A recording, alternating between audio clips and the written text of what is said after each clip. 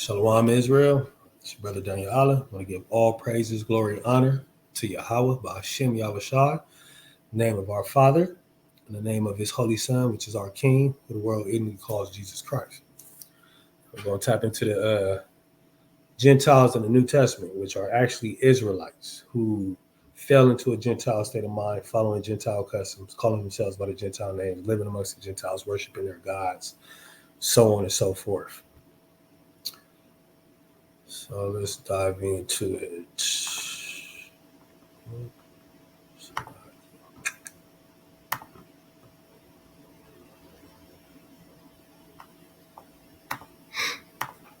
It's Isaiah 8:20. To the law and the testimony. If they speak not according to this word, it is because there is no light in them. So the law and the testimony talks about Israel being delivered from the hands of the Egyptians, therefore establishing a covenant with the Most High God in the wilderness. That covenant was the law. So we're supposed to keep those laws and honor that covenant that we made with our Most High God. Testimony, it reiterates that covenant many a times, every time Israel goes off and forsakes the law of the Most High God in that covenant and start worshiping strange gods and following the heathens around them. It also talks about Israel having a falling away with the Most High, being forsaken by the Most High, as far as the Most High not dealing with them directly.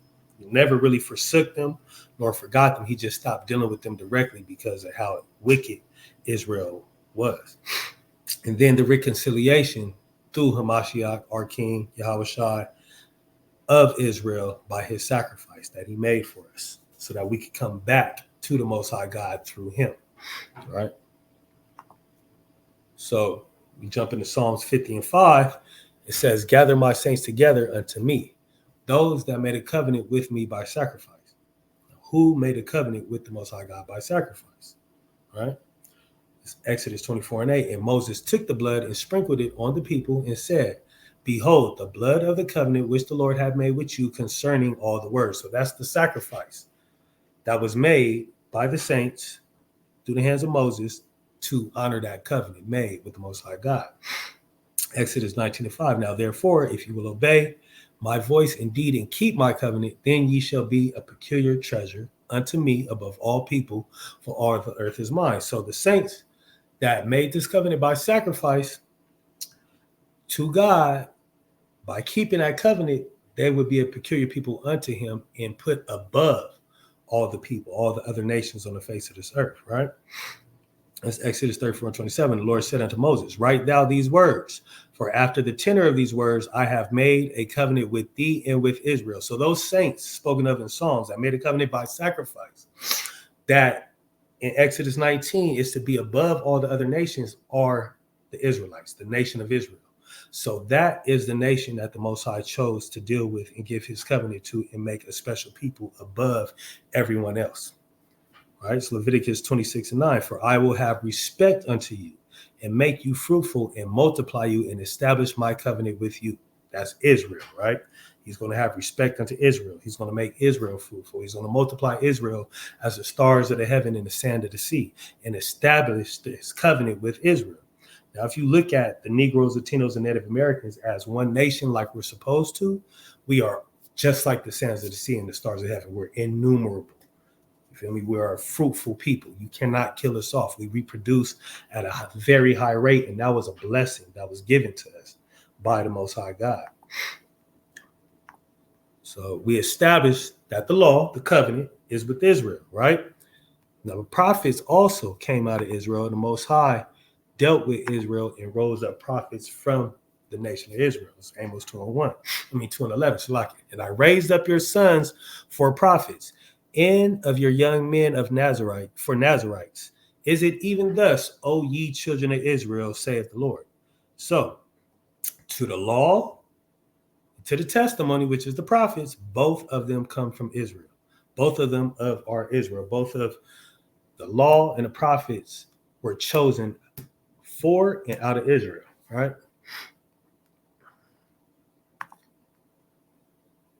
So it's Deuteronomy 7:6. It says, for thou art an holy people unto the Lord, thy God. The Lord thy God hath chosen thee to be a special people unto himself above all people that are upon the face of the earth. So we just hammering this point in how special the nation of Israel is to the Most High God. You know, we're hammering in the relationship that the Most High God has with Israel. And the reason we do this is because once you understand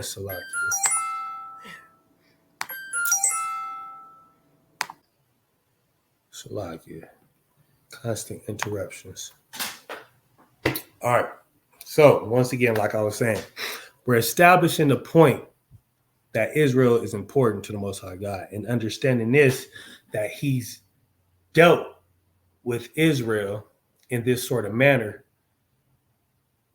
and he doesn't deal with the other nations. He's putting Israel above the other nations.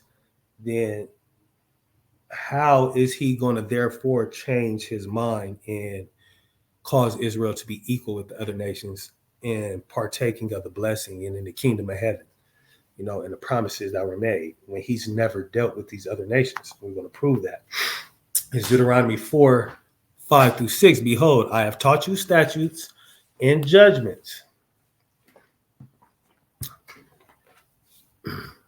even as the Lord my God commanded me, that ye should do so in the land whither ye go to possess it.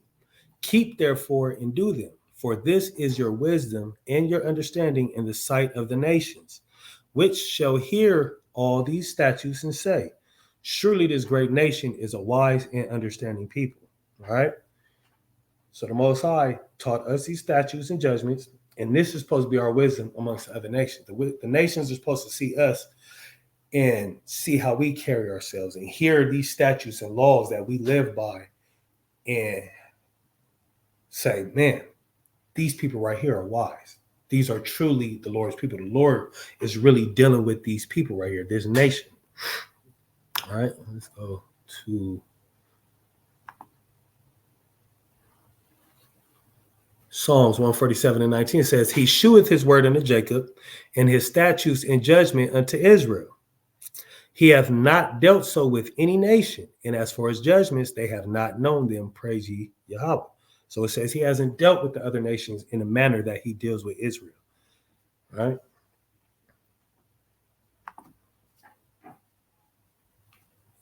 Let's see. This is Sirach.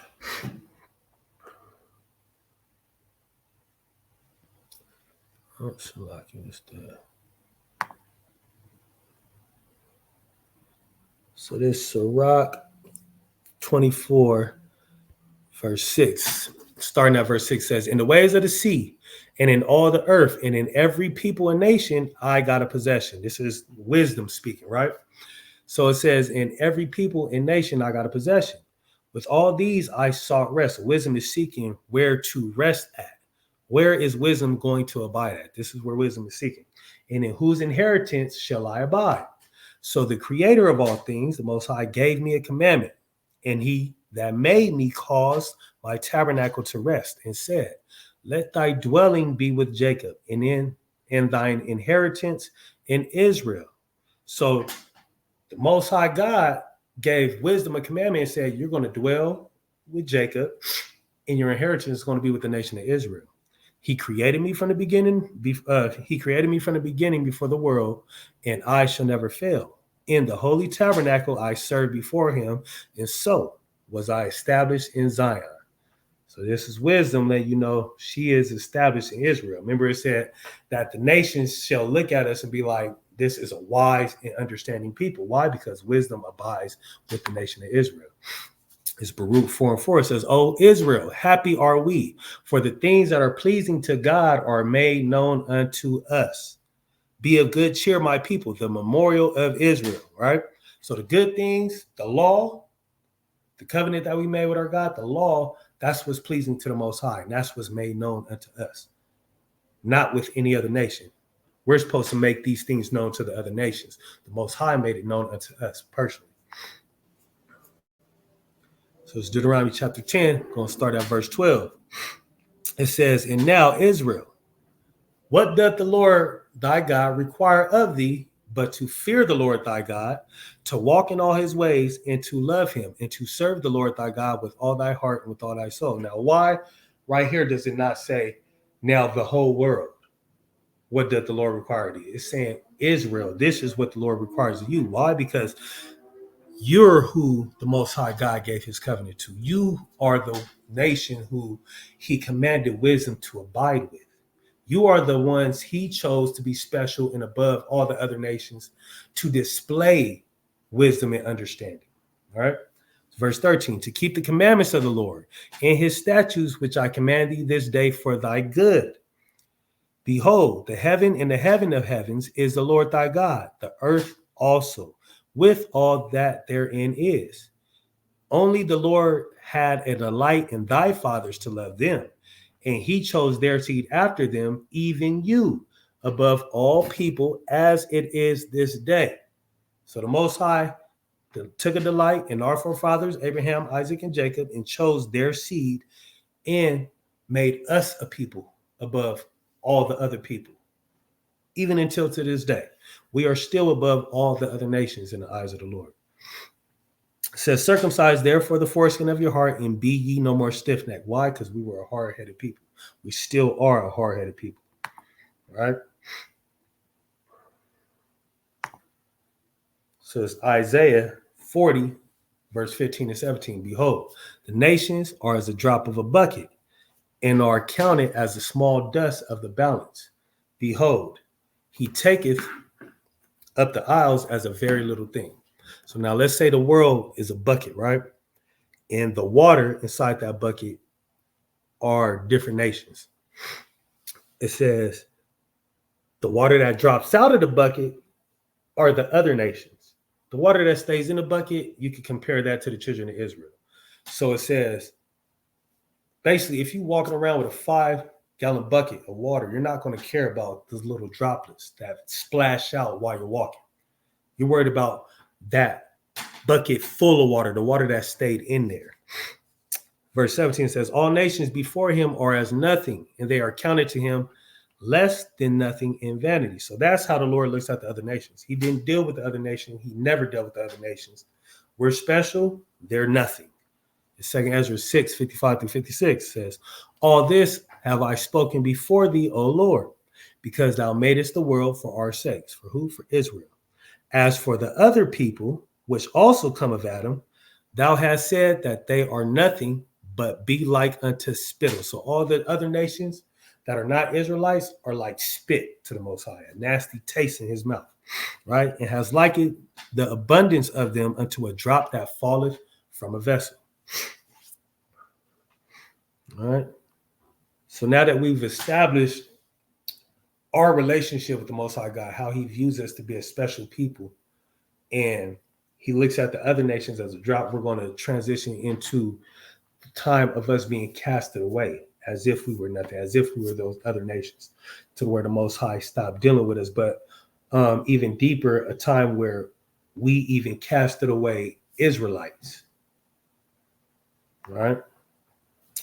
So as Ecclesiastes 3, 5 through 6 says, there's a time to cast away stones and a time to gather stones together, a time to embrace and a time to refrain from embracing, a time to get and a time to lose, a time to keep and a time to cast away. Now, these stones that are being casted away and gathered together represent Israel, the nation of Israel, Israelites, right? We're going to get into how those stones got casted away shortly.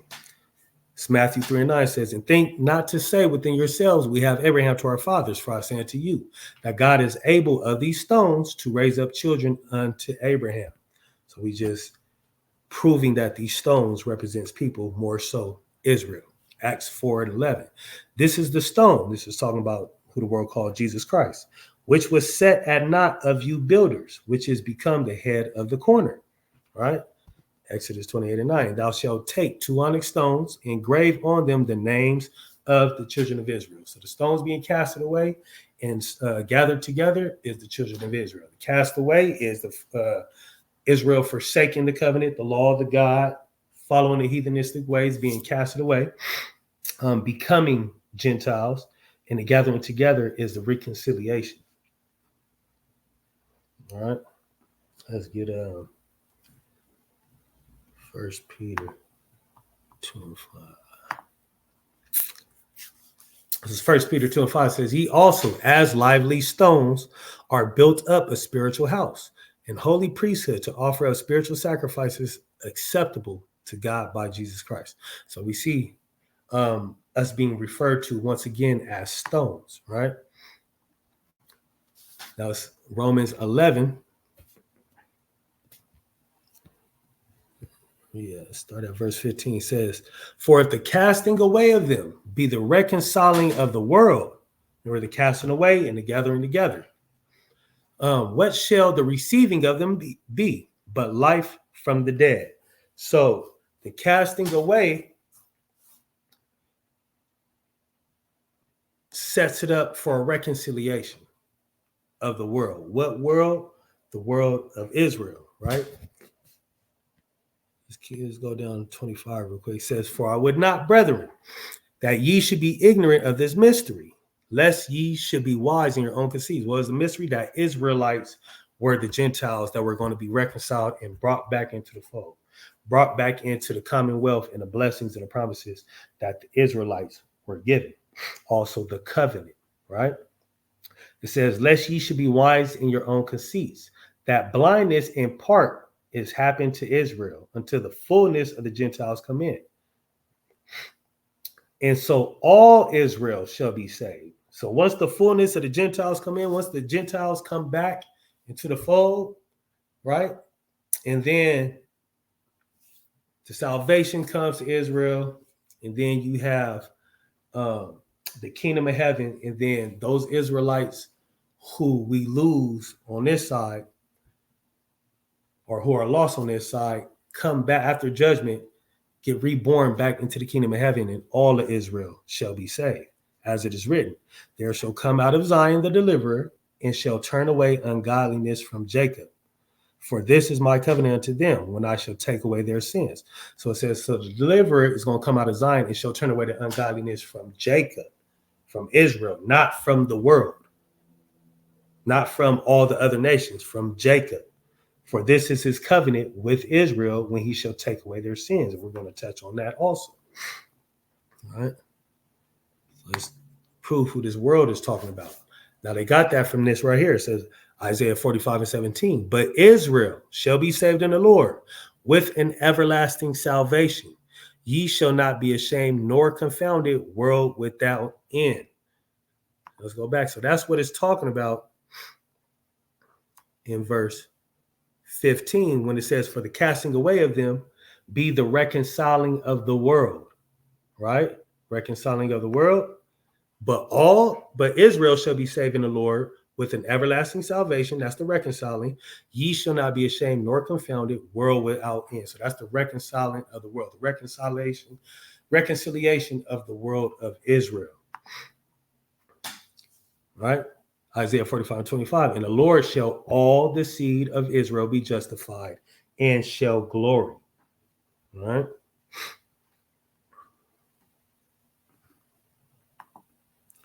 Let's go to verse 8. So, time of that casting away was, or part of that casting away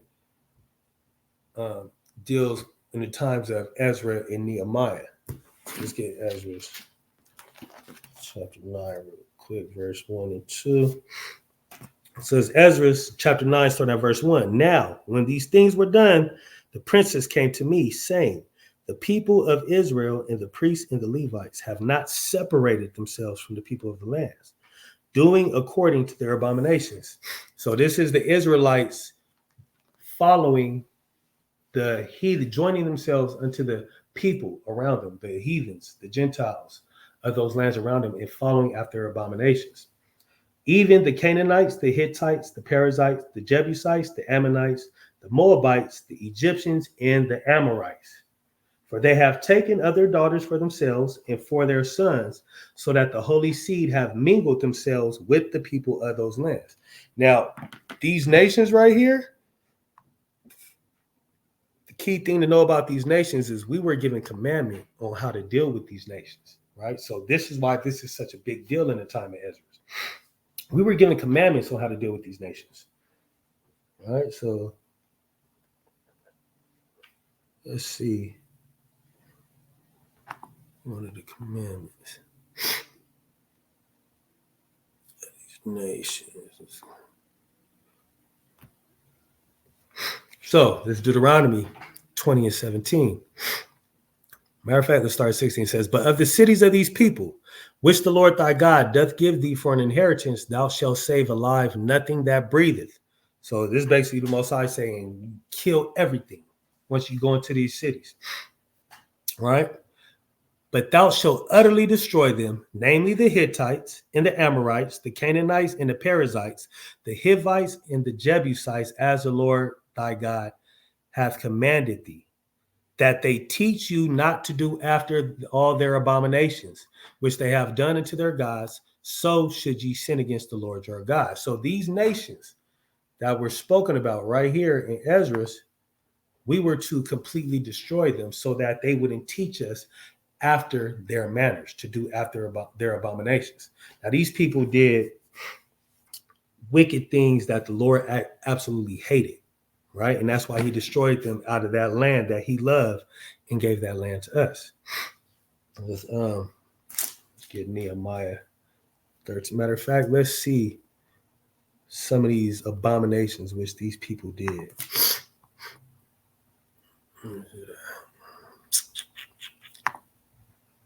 Wisdom of Solomon 12. It says, where are we at? Wisdom of Solomon 12. Let's start at verse 3. It says, for it was thy will to destroy by the hands of our fathers both those old inhabitants of thy holy land. That was the Canaanites, the Perizzites, Hittites, Jebusites, so on and so forth. It says, whom thou hatest for doing most odious works of witchcrafts and wicked sacrifices. So this is the abominations that we followed after that these people were doing. And also those merciless murderers of children and devourers of man's flesh, child sacrifice and cannibalism, in the feasts of blood, vampirism, with their priests out of the midst of their idolatrous crew, and the parents that killed with their own hands souls destitute of help, that the land which thou esteemest above all other might receive a worthy colony of God's children.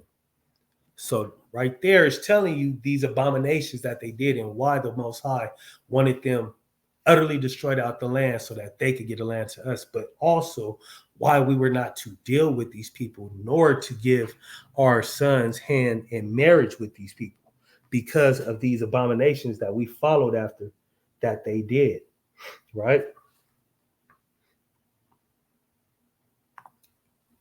See, Deuteronomy back in 18 says that they teach you not to do after their abominations, which they have done unto their gods, so should ye sin against the Lord your God, right?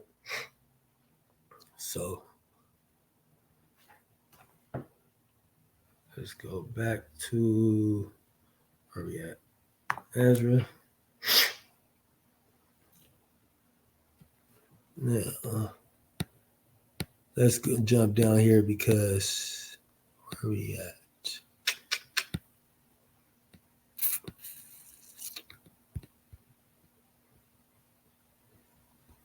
King Solomon. Where is it at? Salat. All right, so yeah, Salat. Let's go to Nehemiah now.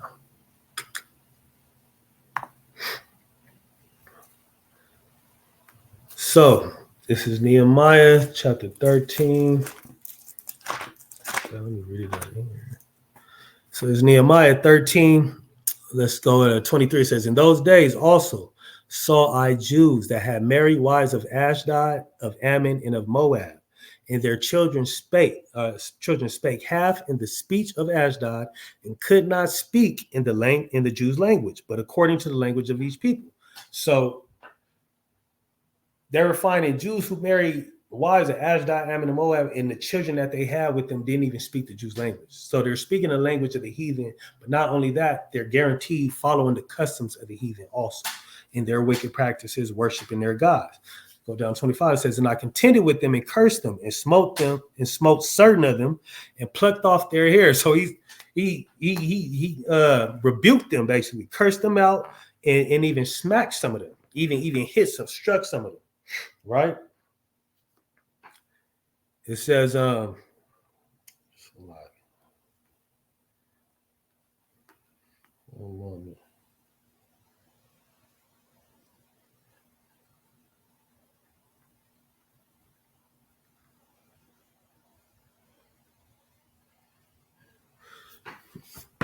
right, Salakia. It says, ye shall not give your daughters unto their sons, nor take their daughters unto your sons or for yourselves.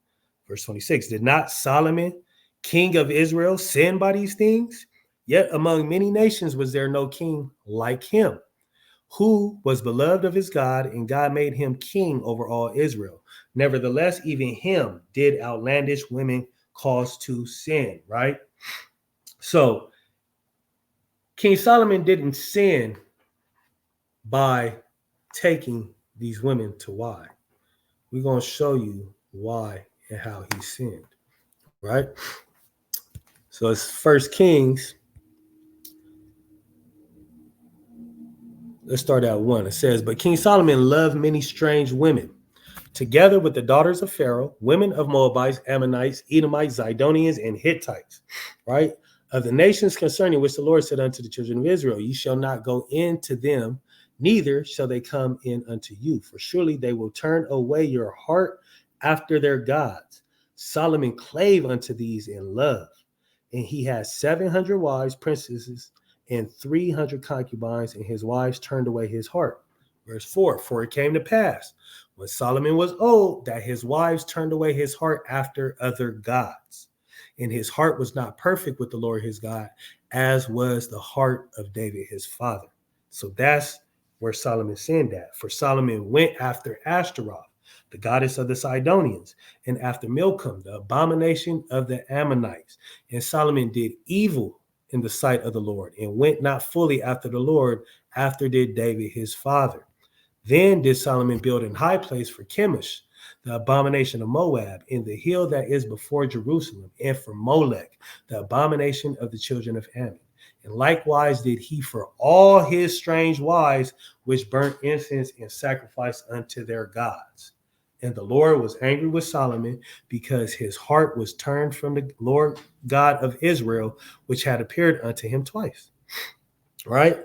So, look, let's go down to 11. It says, wherefore the Lord said unto Solomon, for as much as this is done of thee, and thou hast not kept my covenant and my statutes, which I commanded thee, I will surely rend the kingdom from thee, and will give it to thy servant. So we see Solomon giving a perfect example of why we were not to deal with these strange women, especially those of this nation. And then we also read about the abominable acts that they were doing, and that the children of Israel dwelling with these nations and not killing them off, like the Most High said, in giving these nations in marriage, these children of Israel were also starting to follow these customs and these practices. Right? So you move on after the begetting of these strange children. You go to Ezra 10:3. It says, now therefore, let us make a covenant with our God to put away all the wives and such as are born of them, according to the counsel of my Lord, and of those that tremble at the commandment of our God, and let it be done according to the law. So now that we have these children who speaking in these heathen languages and following after their customs, not even growing up to be Israelites and following the Israelite customs, but growing up to be Gentiles and following the Gentile customs, now we're making a covenant with God to cast them away. And the covenant that we're making is not of the law. There's no law to cast away these wives or children. We're going to show you how we made that covenant according to the laws. Ezra 10:19 says, and they gave their hands that they would put away their wives, and being guilty, they offered a ram of the flock for their trespass. So that offering of the ram for their trespass was how that covenant was done according to the law. So in order to make a covenant with the Most High God, remember, back in Psalms, it said it has to be made by sacrifice. So that sacrifice was the offering of the ram. Now that is what was done according to the law, right? So now we could say that the exile of these children that were born of heathen women, yet having Israelite fathers, continue to walk in the customs of the heathens, as well as bring their offsprings up, teaching them the customs in which they were brought up in. So now these children that are cast away, they have more Israelite children. They're teaching their children all the Gentile ways and not the Israelite ways, speaking in the Gentile tongues and calling themselves after the names of the Gentiles, as well as living amongst these Gentiles, thus creating a Gentile state of mind and also alienating them and their offspring from the Israelite culture, right? So let's go to Jeremiah 2, and let's actually start at verse 11. For real. So it's Jeremiah 2. Let's start verse 11. It says, hath a nation changed their gods, which are yet no gods? But my people have changed their glory for that which does not profit. Right? How did they do that? By changing their gods, worshiping other gods rather than worshiping our God. We have the only true living God. Worshiping these other gods, which are man-made, does not profit us, right? Be astonished, O ye heavens, at this, and be horribly afraid. Be very desolate, saith the Lord. For my people have committed two evils. They have forsaken me, the fountain of living waters, and hewed them out cisterns, broken cisterns that can hold no water. So, you see, we forsook the Most High. It changed our gods to the gods of the nations around us, right? Let's jump down to 21. It says, yet I planted thee a noble vine, holy, a right seed. How then art thou turned into a degenerate plant of a strange vine unto me? So by doing this, we became strange unto the Lord. We became strangers, estranged and alienated unto the Most High, our God, right? Hosea 5, it says, Hosea 5:5, and the pride of Israel doth testify to his face. Therefore shall Israel and Ephraim fall in their iniquity. Judah also shall fall with them, right? They shall go with their flocks and with their herds to seek the Lord, but they shall not find him. He hath withdrawn himself from them. The Most High withdrew himself from Israel. Stop dealing with them as a people because of our wickedness, right? It says they have dealt treacherously against the Lord, for they have begotten strange children. Now shall a moth devour them with their portions. So we just read about in Ezra and Nehemiah how we begat strange children, became strange unto the Most High God, right? So now let's check out this word. It says, check out this word estranged or strange. Strange means to alienate, to treat as a stranger, right? Belonging to another person or place, right? So how were the Gentiles being treated when you read in the New Testament? They were treated as strangers.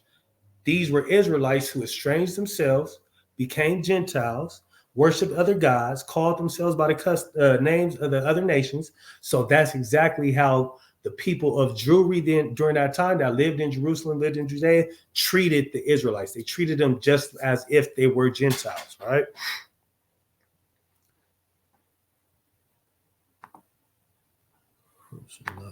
So it's Deuteronomy 4, 26 to 27.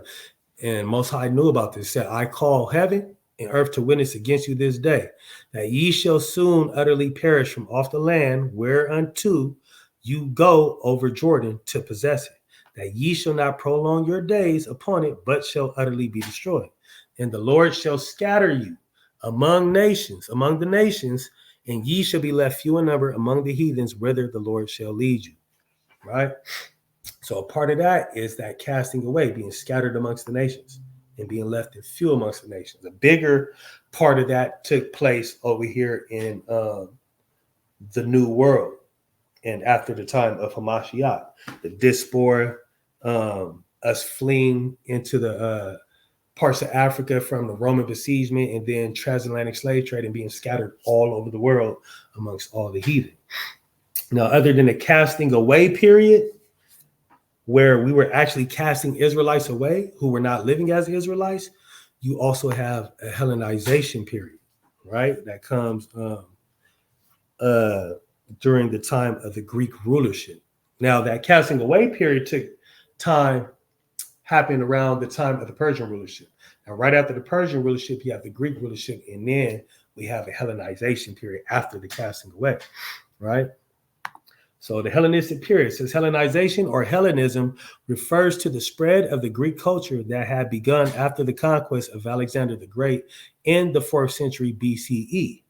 All lands that were conquered by the Greeks were influenced by Hellenization and adopted Greek customs.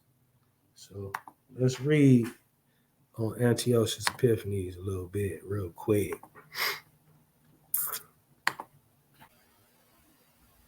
All right, so Antiochus Epiphanes is from Britannica.com. It says Antiochus, the 4th Epiphanes, means God manifests in Greek. Was born 215 BCE, died 164 in Tabai, Iran. He was a Seleucid king of the Hellenistic Syrian kingdom, who reigned from 175 to 164 BCE. Right? As a ruler, he was best known for his encouragement of Greek culture and institutions. His attempts to suppress Judaism brought on the wars of the Maccabees. Antiochus's Hellenizing policies brought him into conflict with the prosperous non-Greek temple organizations, and particularly with the Jews, right? It says since Antiochus III reign, which was his father, the Jews had enjoyed extensive autonomy under their high priests. They were divided into two parties, the Orthodox, or the Hasidians, and a Reform party that favored the Hellenism, favored following Greek customs. So, let's hop back on point real quick. All right, so it says, for financial reasons, Antiochus supported the Reform Party and, in return, for a considerable sum, permitted the high priest Jason to build a gymnasium in Jerusalem and to introduce the Greek mode of educating young people. Now, they use this gym to indoctrinate the young Israelites. But let's look at, what's this? Where's it at? Matter of fact, gym. Let's look at what the word gym means.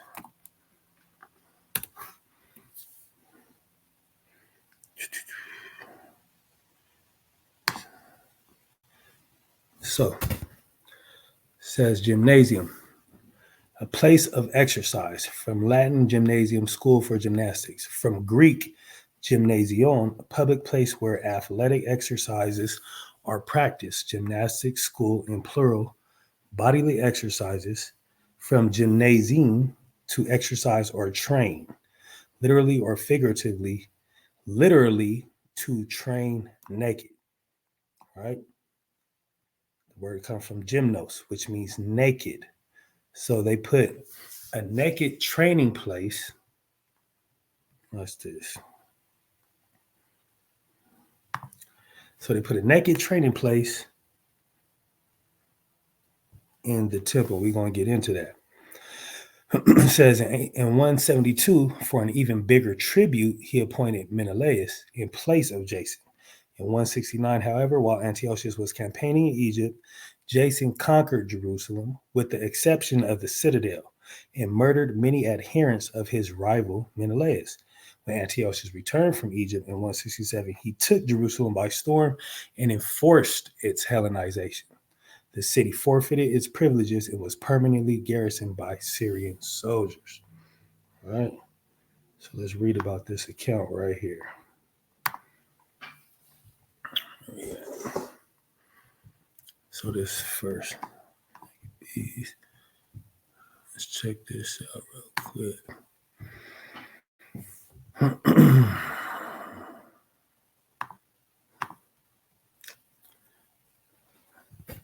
What is going on?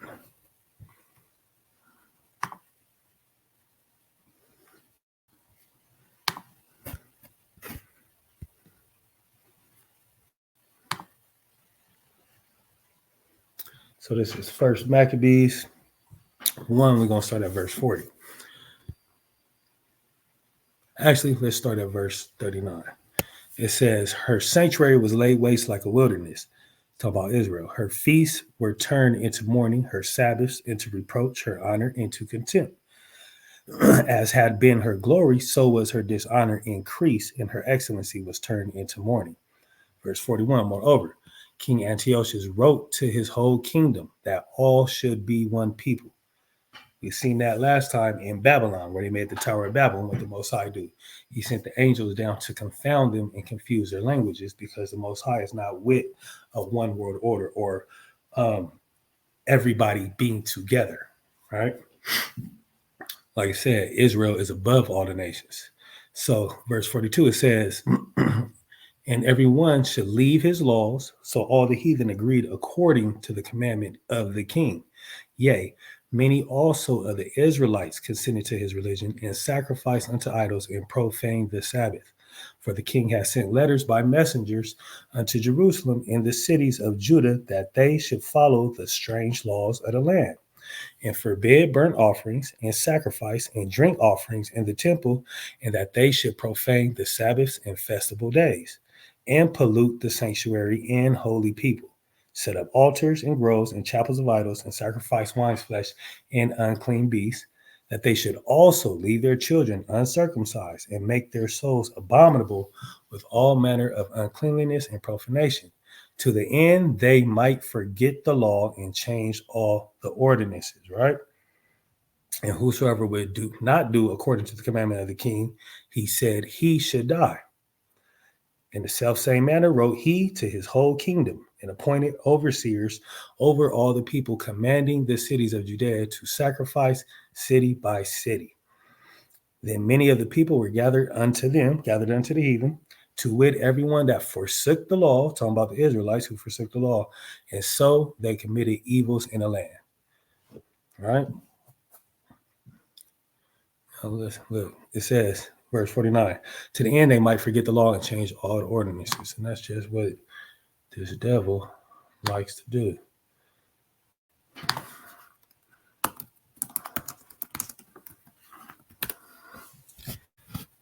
Let's see. It says Daniel 7:25 says, and he shall speak great words. Matter of fact, this.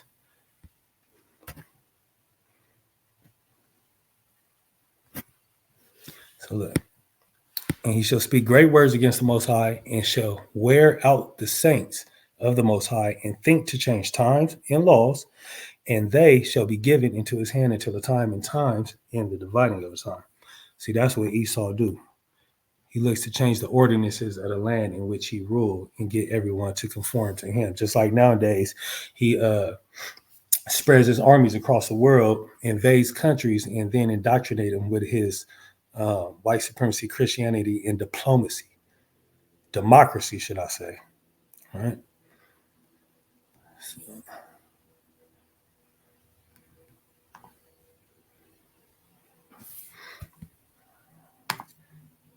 Now, those Jews who conform to the Hellenism, those are the Hellenistic Jews, right?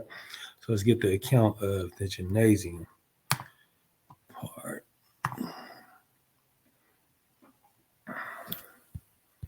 So let's start at verse 1. It says, and it happened after that Alexander, son of Philip, the Macedonian,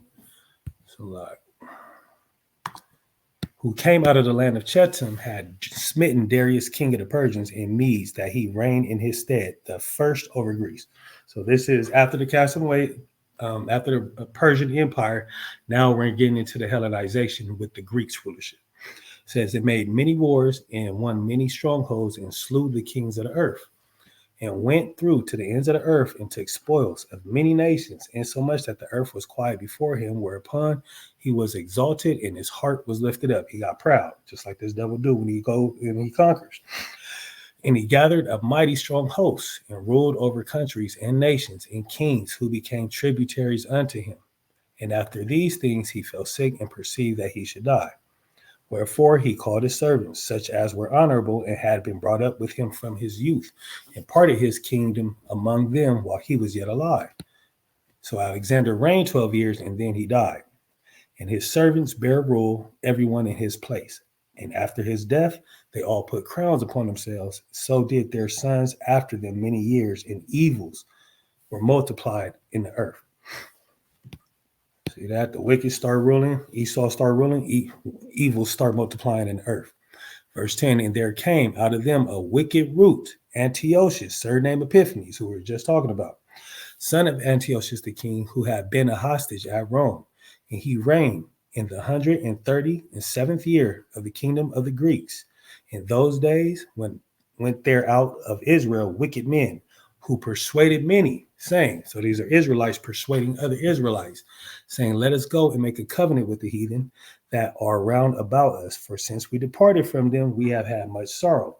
So this device pleased him. So there's Israelites who was persuading other Israelites, saying, let's go make a covenant with Esau. Let's go make a covenant with these Greeks. That way we could get higher in the society, because since we stopped dealing with them, we've fallen off. We became low in society. The society that's being ruled is the Greek society at this time, right? Verse 13, and certain of the people were so forward herein that they went to the king, who gave them license to do after the ordinances of the heathen. So the king gave them incentive and gave them permission to basically follow the heathen's ways. Whereupon they built a place of exercise at Jerusalem according to the customs of the heathen. So that's the gymnasium that it was talking about. Built a naked place of exercise in Jerusalem, right? And made themselves uncircumcised and forsook the holy covenant and joined themselves to the heathen and were so to do mischief. So what do they call the heathen or the Gentiles in the New Testament? The uncircumcised, right? They call Israel the circumcised. They call the Gentiles the uncircumcised. Now, these Israelites made themselves uncircumcised. You feel me? For one, they stopped circumcising their kids, but for two, they made themselves uncircumcised in heart by forsaking the laws of the Most High God and following the laws of the heathen. And they joined themselves into the heathen and were sold to do wicked. All right. Any more on that? Yeah, so that's the part about the gymnasium. So you see Israelites going off, following the ways of the heathen, coming accustomed to the ways of the heathen, even calling themselves by the names of the heathen, calling themselves Greeks.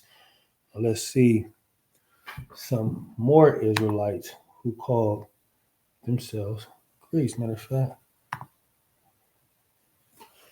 Yeah. So the Lacedaemonians. It says the Lacedaemonians and the Jews are brethren. So let's check out this account, right? See who these Lacedaemonians are. If you ever watched 300, while the 300 Spartans are marching, and I believe before they even approach the Persians, I could be wrong, but they're marching and they meet up with another group of Greeks, and those group of Greeks were called the Lacedaemonians, right? So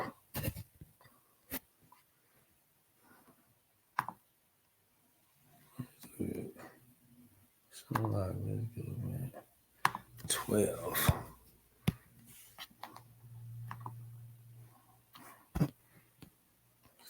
Chapter 12.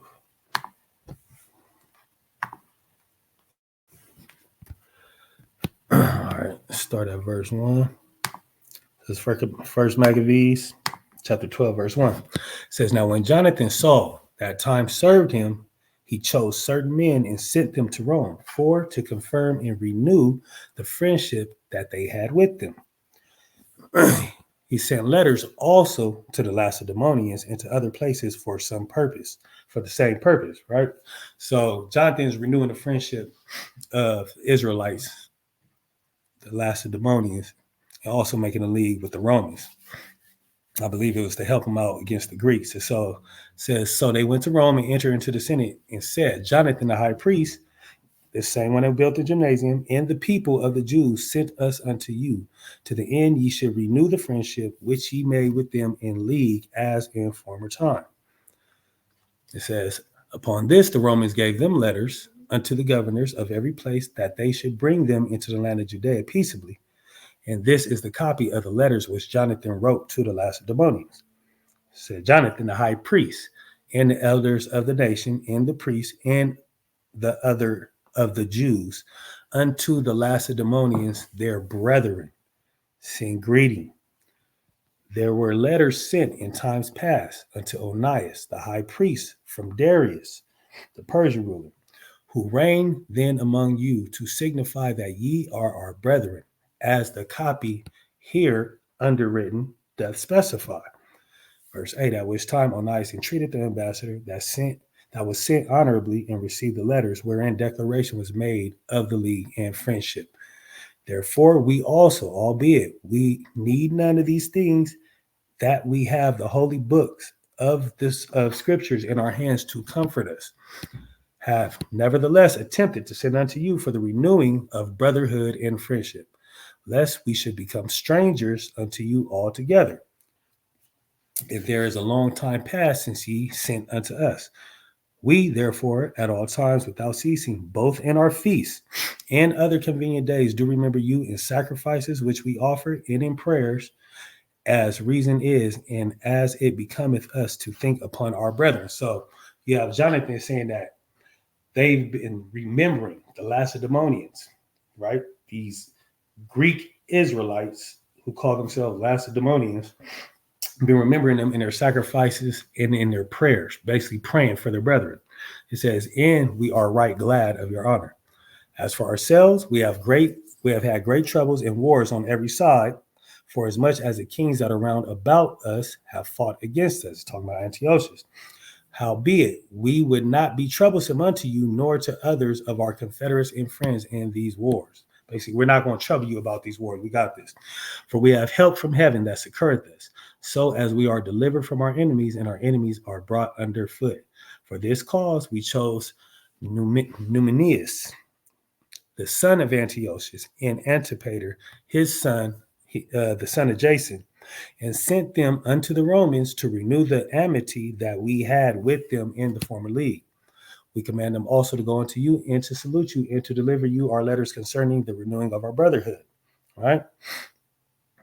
And that's really what the Gentiles coming back into the fold is. It's the renewing of the brotherhood.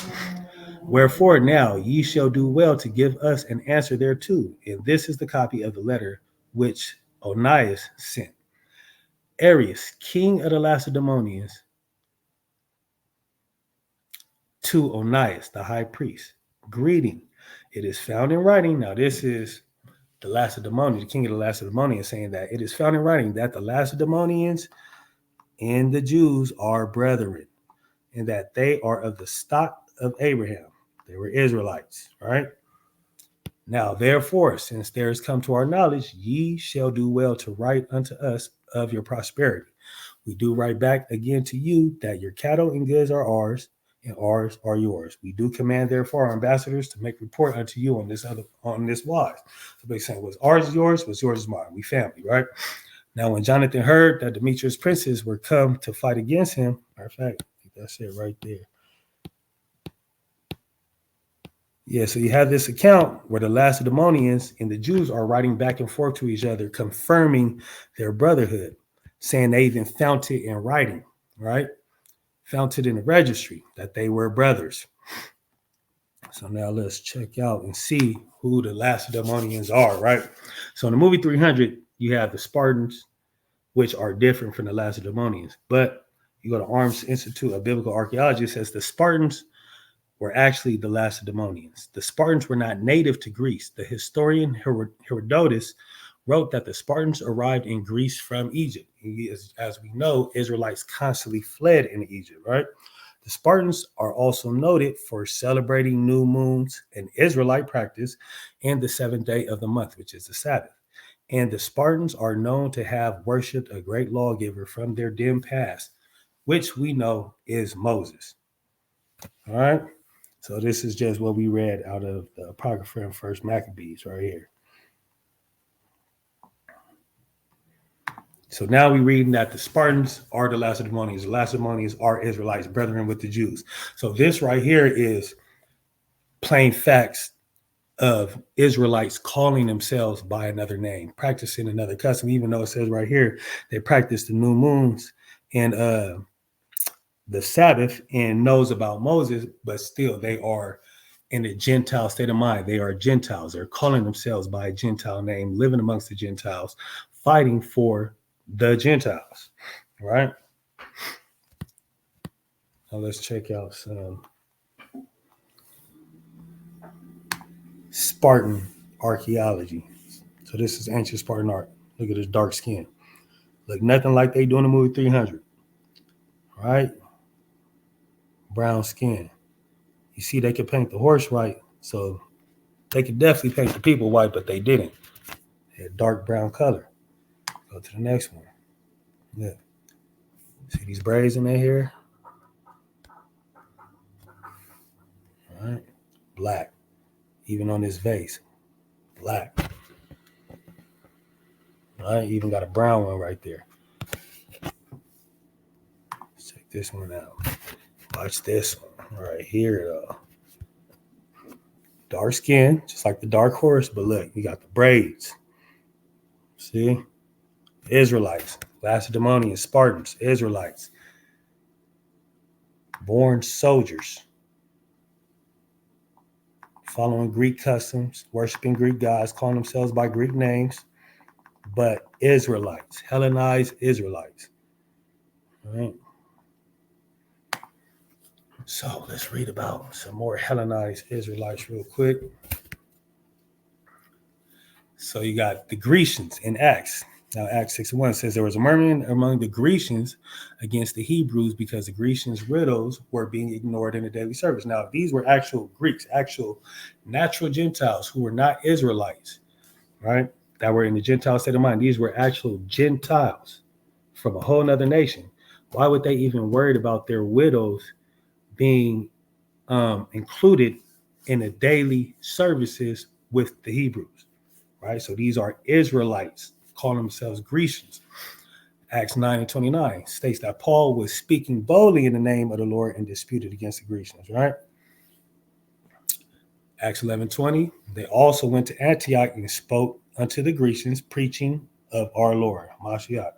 Now, when you look up Grecians, and the Strong's is G1675, the Hellenistes, right? A Hellenist. It says one who imitates the manner and customs or the worship of the Greeks and use the Greek tongue, right? Used in the New Testament of Jews born in foreign lands and speaking Greek. Okay.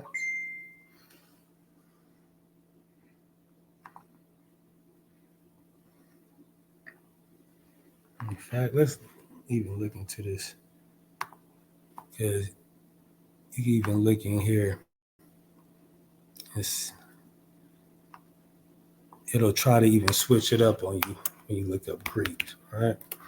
So let's look up Greeks.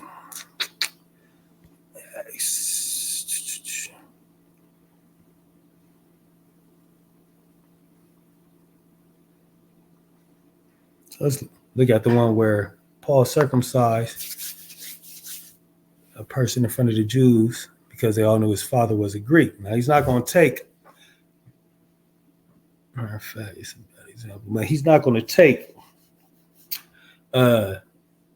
natural Greek, Edomite Greek, and circumcise him in front of the Jews because his father's a Greek. He's taking an Israelite that's calling himself a Greek. Right now, watch this stuff. Let's go to Greek. So right here, they would try to say a Hellen. Not a Hellenista, but a Hellen. A Greek either by nationality, whether a native of the mainland or of the Greek islands of the colonies. In a wider sense, this is more accurate. In a wider sense, the name embraces all nations. They're going off right here, though, talking about not Jews, but all nations that made the language, customs, and learning of the Greeks their own. The primary reference is to a difference of religion and worship. And we already read in Maccabees how the Jews did this exact thing. So how are you going to say that? Not Jews. The Jews made the language their own. They followed the customs. They learned the Greeks. They learned the Greeks' customs, and they chose to worship the Greek gods. And it gave you that account in Maccabees, right? But look down here. It says a Hellen, a Grecian, right? So they try to go off with this non-Jew, but how is a Grecian, Greek-speaking Jew and a Hellen? They're going to say a Hellen is not a Jew, but a Hellen is a Grecian, right? So they trying to switch it up on you and trick you.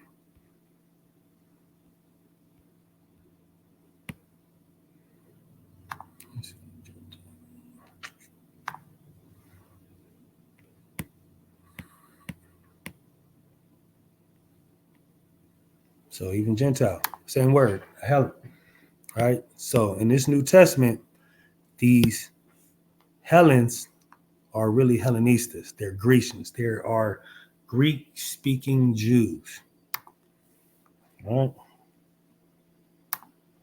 So we can confirm now and rationalize from the casting away of Israelite children who followed heathen customs, spoke the heathen's language, worshiped their gods, and their offspring going up in that same manner, and then the Hellenization of the Israelites during the Greek rulership, and this is not even counting the northern kingdom, leaving the Syrian captivity and coming over here to the Americas, or the ones who escaped the Syrian captivity and lived amongst the Hamites in Samaria and followed their customs. We're not talking about them. We're not even touching on them. We're talking about the casting away and the Hellenization, right? These are easy to see ways of how Israelites can become a Gentile, call themselves a Gentile, live amongst the Gentile, live as a Gentile, and be in a Gentile state of mind. All right. So let's get this real quick, because he even says it right here.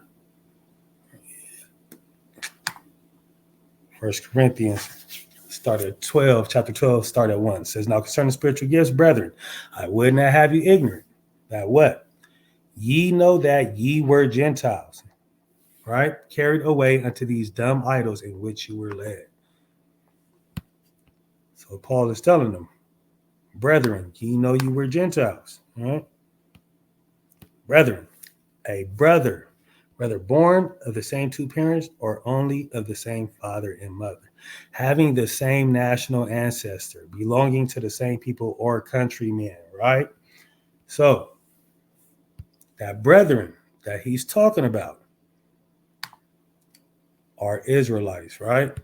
And he's telling these Israelites, ye know ye were Gentiles. Why? Calling themselves Lacedaemonians, Spartans, calling themselves Greeks, calling themselves by the other Hamitic nations that in the times of Ezra and Nehemiah, our forefathers were marrying to and having Israelite kids that they had to cast out because these kids were so indoctrinated in the custom of the heathens and worshiping their gods. All right.